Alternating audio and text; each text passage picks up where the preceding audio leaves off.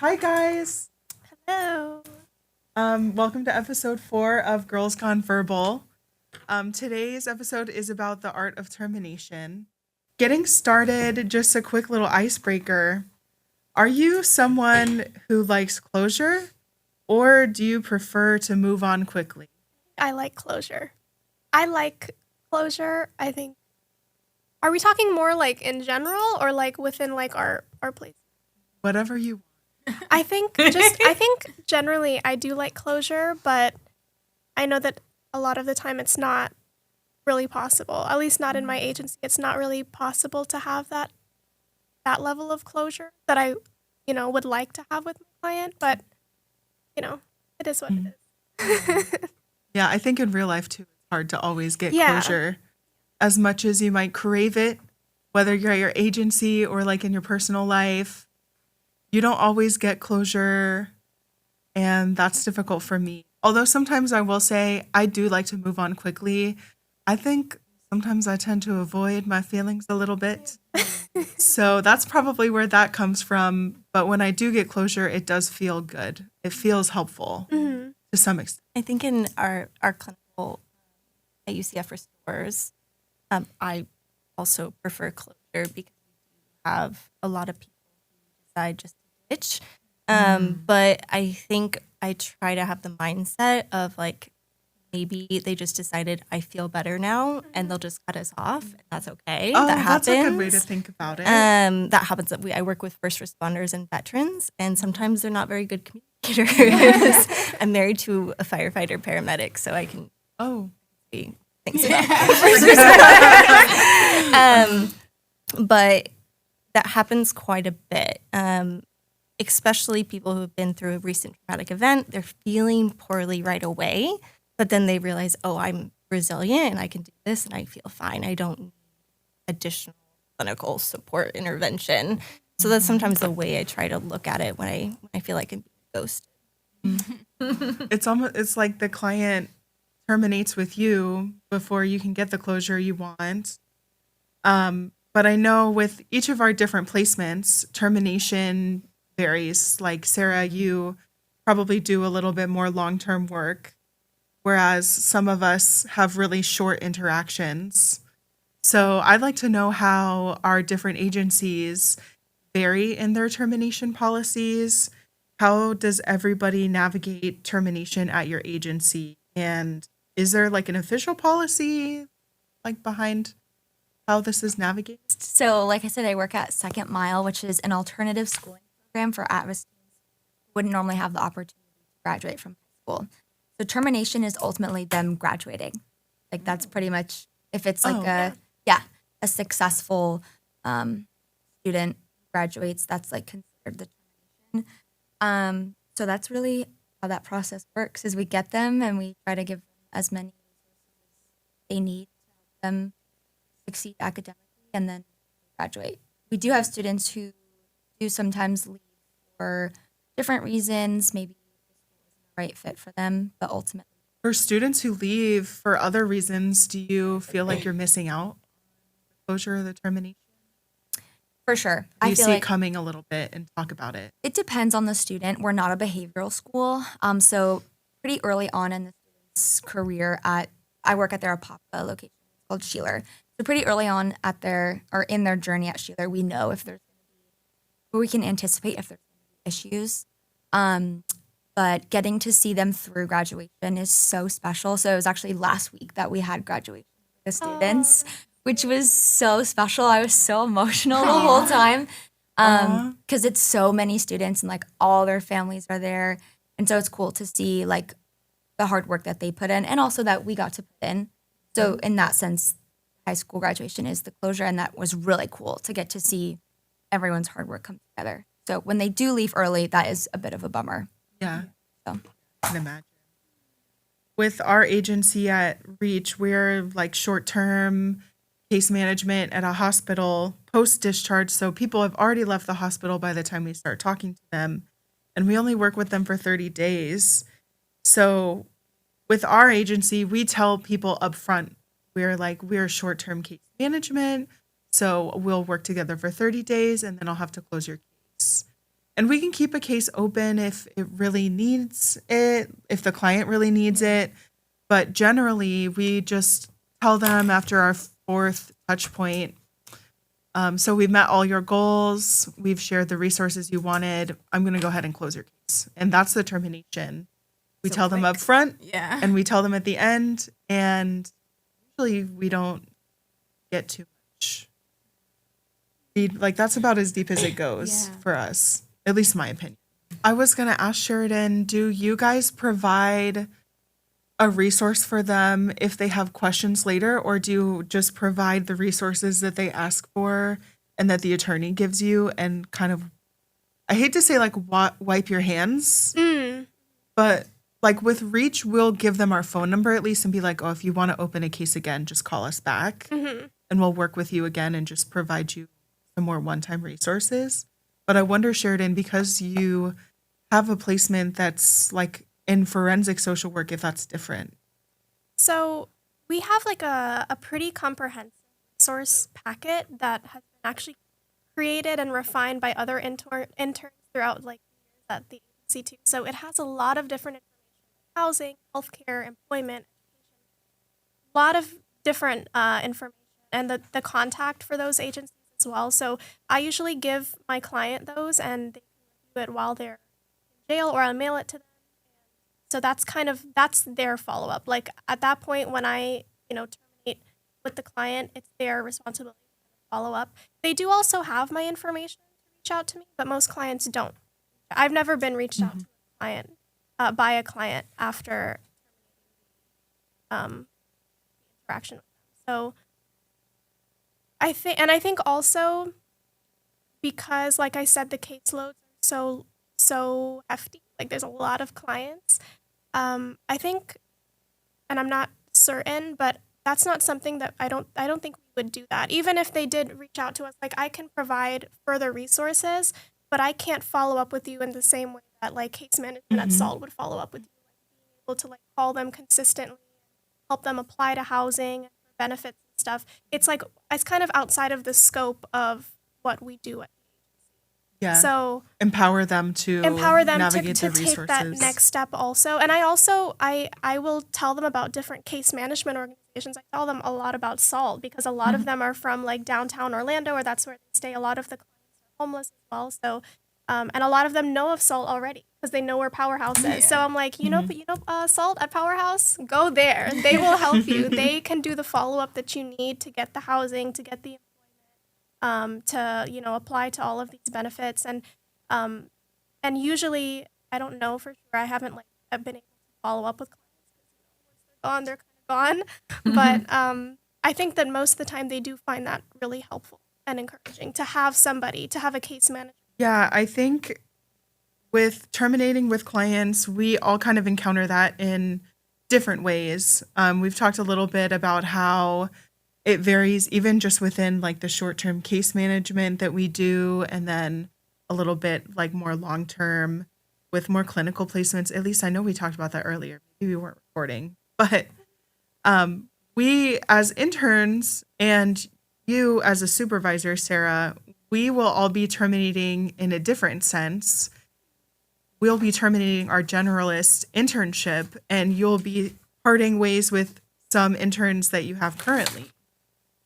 So when we started these placements, you working with interns and us as interns, what did you think about termination?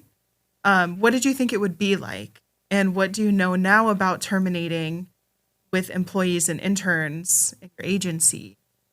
What do you know now that you didn't know before? I get very emotional when my interns leave because I love them all so dearly. But I've had 2 complete their internship so far. It's really exciting because their clinical internship and to continue to see them develop as social workers. Something that as I've terminated interns, I've kind of learned is the importance of like reflection and sitting down with each other, having that last supervision or that last couple supervisions and just saying like, hey, like let's talk about your experience that you've had. Like what are you feeling now? How do you feel about leaving? How do you feel about your clinical? But also let's reflect on what you learned, what you experienced, how you can take it into your next internship. So that's a big thing that's important to me. And then like procedural stuff is a lot of removing because of HIPAA, right? So Yeah. a lot of removing from different Teams channels, different access, because we have our access to our clinic is very secure. So things like that. But that's mostly what we do. And of say patients. Employees, they have a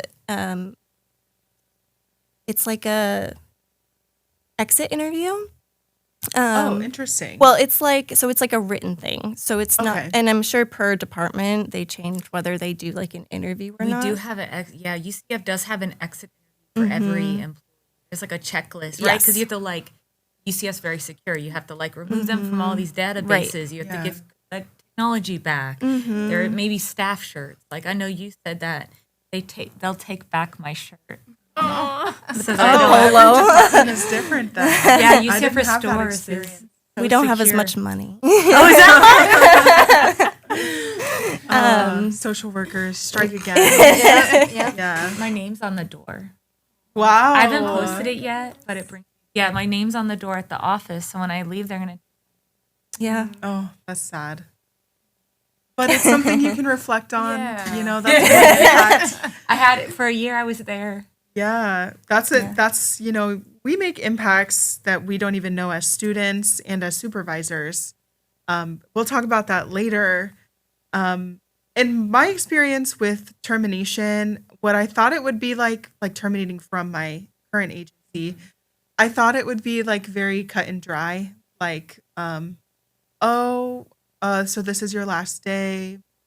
What patients are you still working with? Okay, this person's gonna work with them now. Anyways, thanks for coming. We enjoyed having you. Have a good life. Yeah. And I think a lot of it depends on culture too. I think the reflection is important. And I think now that I've been at this agency for coming on a year, because that's how long we do our generalist part-time track. Coming on a year, I think that it's definitely going to be different. The culture is different than I thought it was at first. And not to say I thought it was bad at first. I thought it was very I imagined that the interns would be very separate from the social workers. That's not how it is at all.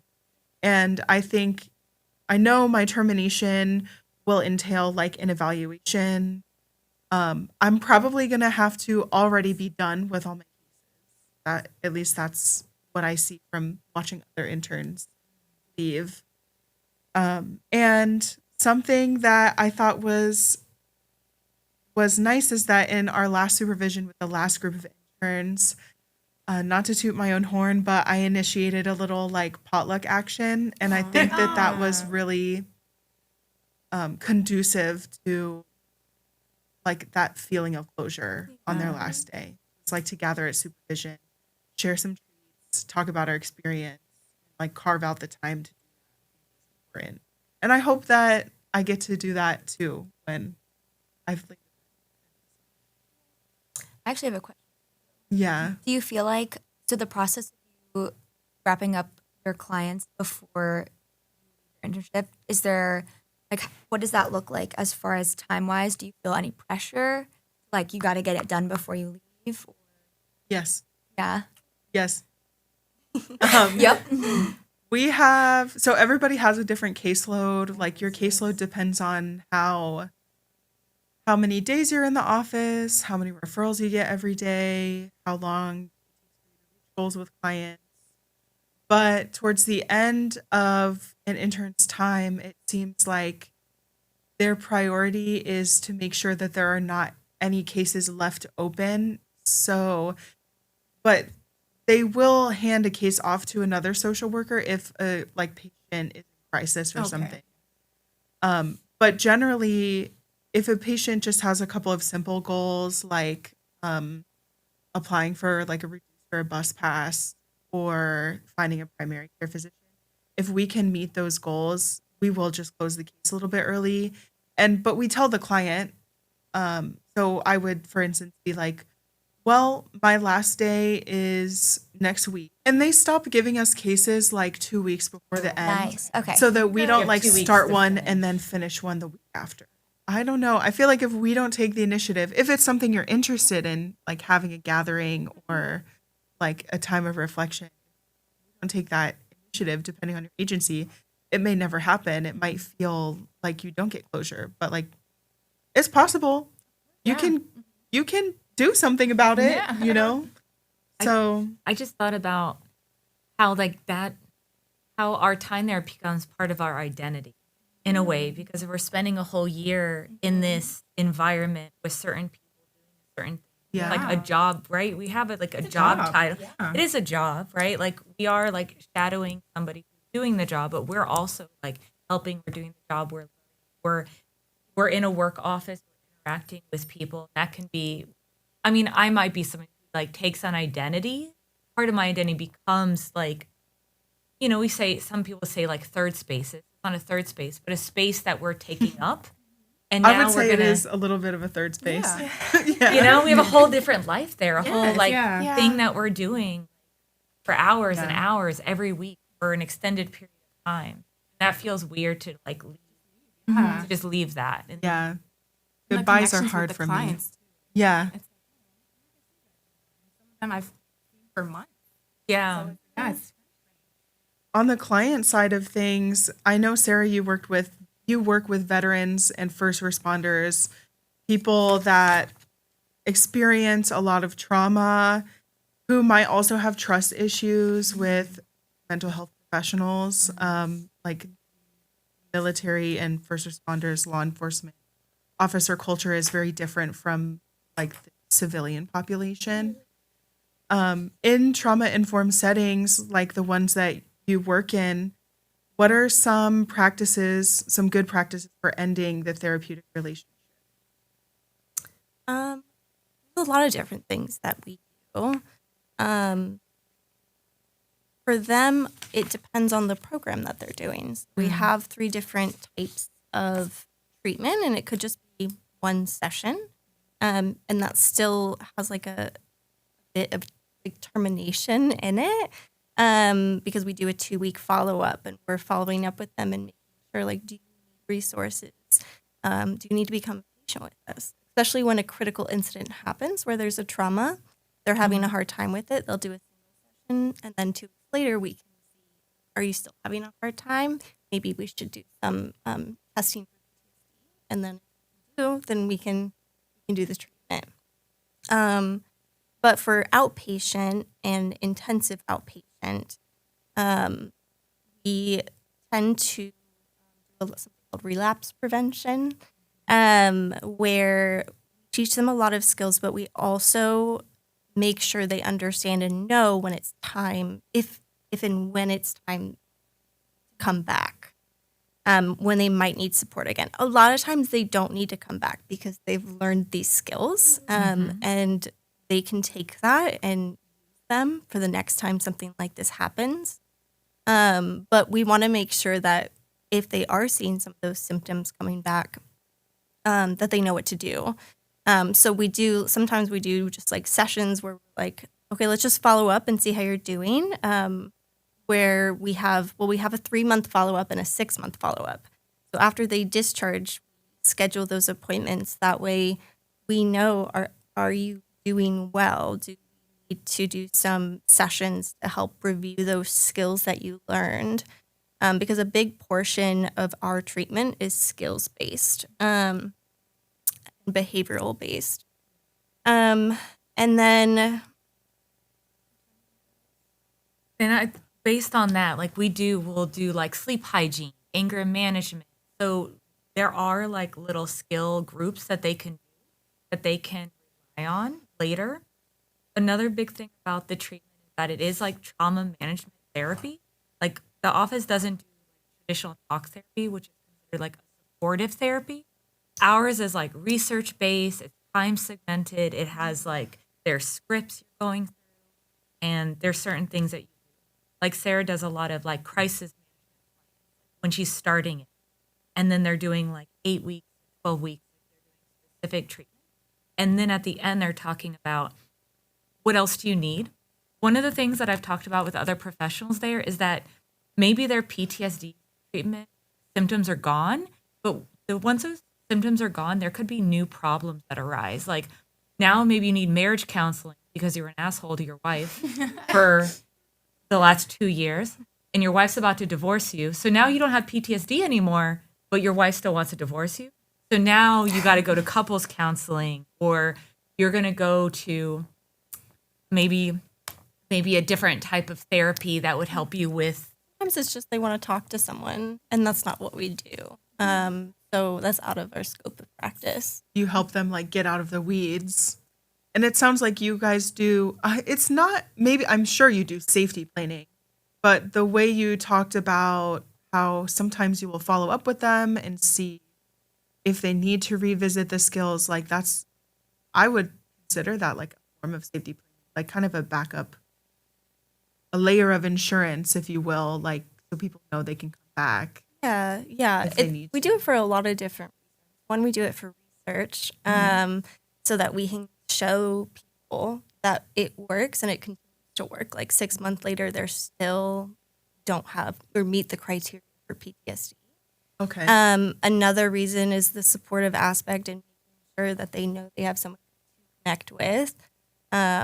Make sure they're using those skills, get some touch up on those skills. Have they encountered any traumas? Do they need referrals? A big part of just our termination in general is giving referrals. A lot of referrals. And that's really important because of our smaller scope of practice. Really focus on trauma treatment, and sometimes we can do some behavioral activation, which helps with depression, but we're not going to do that for a very long time. We don't want them to be us. We want them to go and use the skills. And then if they, as those 3 and 6 months, if they're struggling, we can talk about it then. Even like we'll have them follow up and do the single session. So, that single session is always available. So if you are having a hard time later on and you feel like, I just need to talk to someone, I need to touch up on what did we even talk about when we talked about anger management. It's a really cool opportunity and really easy just to get connected with our therapist for an hour and do a single session. It kind of releases some of that weight of, I had to become a patient, I had to go through this process. It's just one session. It's just one session. Sometimes it's the gateway. We try not to make it that, but a lot of times it's the gateway of hey, it's just one session. Like if you don't want to do it after, that's fine. And then we can learn better like what they need. Because maybe it's grief that they're experiencing. Well, we don't, that's outside of our scope of practice. We don't help with grief. And really there's no cure for grief. It's like a process people go through. But maybe we can hook you up with some resources. Like you could do some online groups. You could join a community. Or you could find a therapist to talk to about that. And then they'll feel more supported. Like we're here. Have you guys ever seen clients interpret termination as a rejection or like take it the wrong way? And how did you do that? I haven't seen it personally. I think part of the reason we don't encounter that a lot, well, part of it is our population. They want to get out of therapy. They don't usually want to be in therapy, even though they maybe want to talk to someone. Then we'll refer them out. But we set really clear expectations of what our treatment is from the beginning. And so it's kind of like that idea of start the process of termination during the first session of this is what to expect. And then we develop those goals of how do we know you're done here. And so a lot of times they know it's coming. They know this is what we do. And so sometimes it's emotional for them, especially for our IOP. That's 2 weeks straight of daily therapy. And so it's a lot of immersive getting to know your therapist. But it's something that I haven't seen anyone have it as or rejected. But I I've think seen them that's feel part of it. good. That Yeah. man that came was like, oh my gosh, this is great. Over like usually if they did the IOP, which is like 2-week intensive, in the morning they're seeing a therapist, and then in the afternoon they're doing like skills based work with a group. Usually that's people feel very positive about it. Like they're happy it's over, they're glad they did it, and they feel like We have a pretty high success rate, and that's really helpful. That they can finish the treatment no longer meeting criteria for PTSD. And so in 2 weeks' time, they feel a ton better. But we do exposure therapy with that skill. I am also a little bit sad, but I'm also looking forward to what's next. So, yeah, on different days though, I won't see it'll you. be in my heart.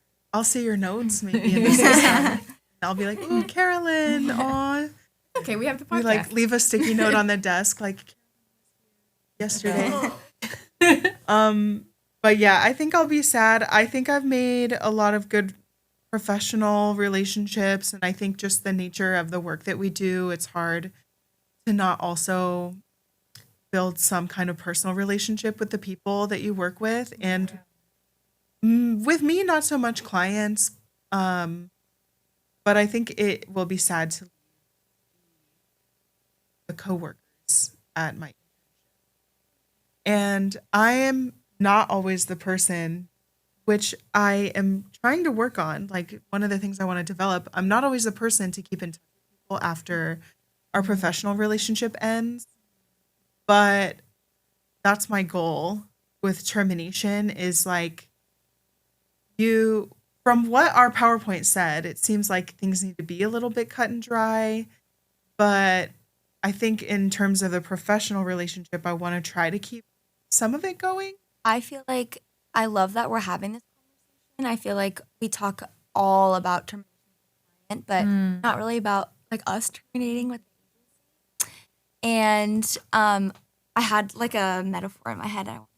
If this makes sense. I feel like so something that you said, Carolyn, your supervisor and like even the clients, you're so impressionable when you first start at your internship, and like you kind of take on qualities of them into your like identity.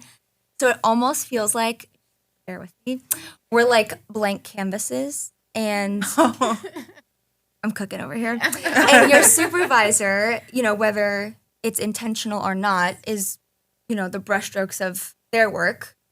So I think about like my supervisor. I love you, Miss Jordan. She's like amazing. And I feel like so many of my qualities in session I can attribute to her.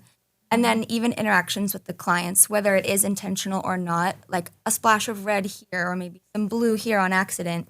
And now is the time for us to kind of like stop and reflect and look at the whole campus. It's like there's like the start of a picture. I'm gonna. That's a beautiful metaphor. I told you I was cooking over here. I was cooking. But I 10 feel out like of it's 10. so special for us to like take a step back. And when I think about where I first started at my internship versus now, the growth is in colors on that canvas. Go crazy. So I think it's literally Picasso. So I think it's cool that we're like taking the time to do this because it's like just as important for us to talk about termination. Yeah. I don't think I ever thought about termination between intern and agency before I read this assignment. Yeah, same. When I read the assignment instructions, I was like, oh, it's about terminating with a client. Like, we learned about this in generalist practice 1 class that we took. Yeah, the steps of Yeah, the generalist general- intervention model. Yeah. I got that on lockdown, at least like textbook wise. But then I read the assignment and I was like, oh, we have to think about this. Like, we have to think about our experience and how we're feeling. That's not always the easiest for me. The thought I had as we were talking about like you guys going through termination of internship, I think it's really valuable to reflect for a lot of different reasons. But I think it's helpful to go through this process and realize that you've been through a termination process because your patients, your clients are going to have to go through the same thing. And being able to reflect on that and know how that feels to an extent can really help have empathy and also inform how you might go about terminating. And it's also so nervous. I was terrified. Carolyn, you say this thing about when you're feeling nervous. Oh my Is gosh, it, yeah. Say it. Say it. Yeah. So one of these things, I listen to this psychologist, and I'm a very bad flyer. I get very nervous flying. I have panic attacks on the airplane. Hate it. Okay, so I listen to a psychologist say that your brain and your body, it doesn't know the difference between being nervous or anxious and excited. So what you can do is you can just tell your body, tell your brain what feeling that you have, and just decide that that's the feeling you have. So like if I'm flying, if I felt really nervous, I could say, oh, I'm excited. What I'm experiencing is excitement.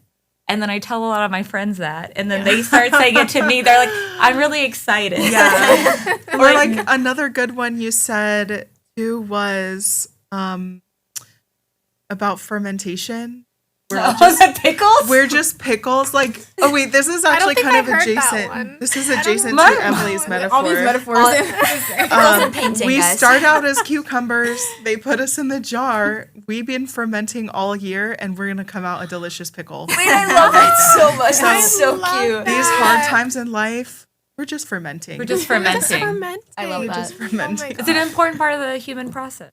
The Metaphors fermentation. are life change. Absolutely. Someone's gonna ask, like, how's your internship? How's school? And I'm like, I'm fermenting. Yeah, Don't talk to give me me a a second. second.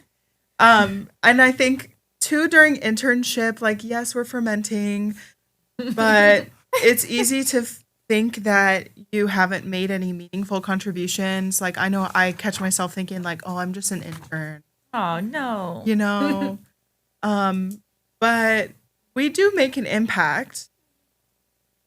What impact do you guys think that you've made on your agency? I think Sheridan, what you said about like the resource packet, you said it's all been refined by interns. Like it works because it was made by the interns.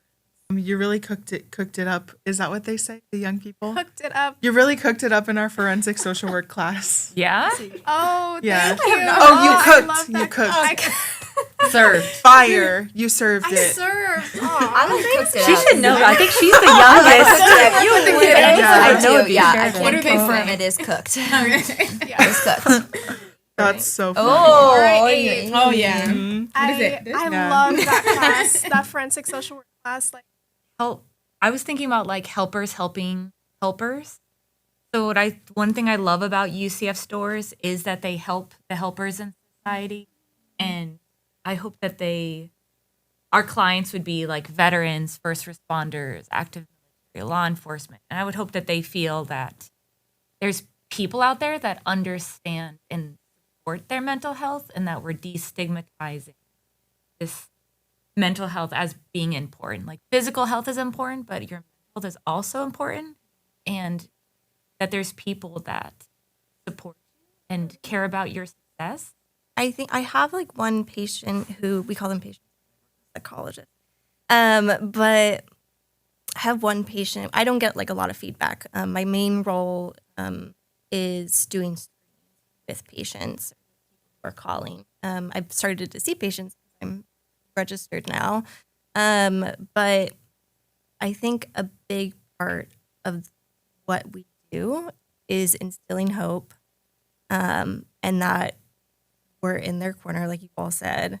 But I think what I try to do is say, like, you contacted the right person. You're in the right place. I'm here to help support you to figure this out, because a lot of times they're so lost. First responders, veterans, a lot of them have never or never talked about mental health, don't know how to navigate this. Like half the time, it feels like quite literally, they'll be like, I don't know what to say next. I'm like, no worries. I'm here. You're in the right place. Like, I'm going to help figure out what that next step is, even if it's a referral, or if it's getting you into our outpatient doing a single session. One of our clinicians got feedback that the patient felt like I had their back, like everything was going to be okay. Like they got a call right back when they left a voice message, and it was right before the weekend. And I guess I reassured them that like we're moving forward and there's hope in what you're feeling. Because if they're calling, they're probably in a really good place. Since it's so vulnerable for them to call, especially with all the stigma in that field. That's amazing. And I think that's a great way to wrap up our podcast. Sarah, thank you so much for coming today.